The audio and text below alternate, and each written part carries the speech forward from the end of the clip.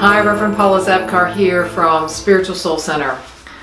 If you've listened to these soul sessions before, you know that I sit in the morning in my meditation chair and I always have several books beside me, and I pick up a book sometimes and just see what message is there, what inspiration might be there. And I read this morning from a book called Life is Messy by Matthew Kelly. My mother gave me this book. And he starts off this little section like this.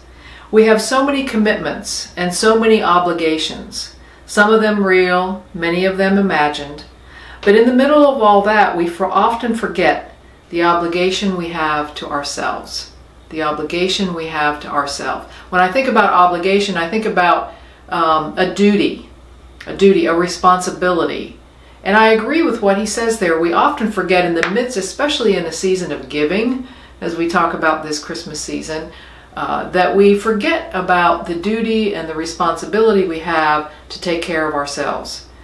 Sometimes we have a tendency to put everything in our checklist above taking care of ourselves, because after all, as he mentions, there are so many things.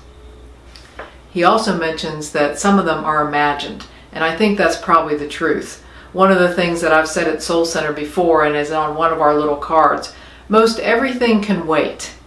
What's left? Like when most everything can wait. There is rarely on a daily basis a crisis that needs our attention fully.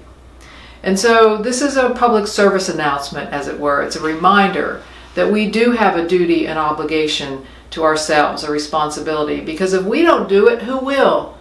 Certainly when we are in need and we ask for help, people, oftentimes our family and our friends, respond to that. But it's our responsibility and duty to do that as well.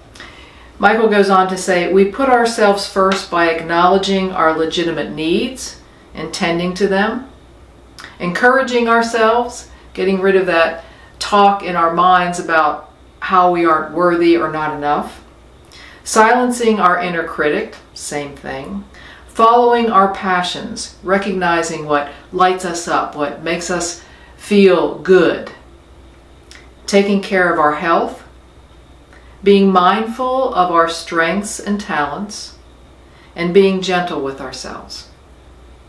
I think that's a great checklist, as it were, for taking care of our own self, for responding to that obligation. We need to learn ways of putting ourselves first that lead us to flourish. So that's the thought for today. I hope you take it into sincere consideration and realize the duty you have and that I have to myself, for myself. Until next time.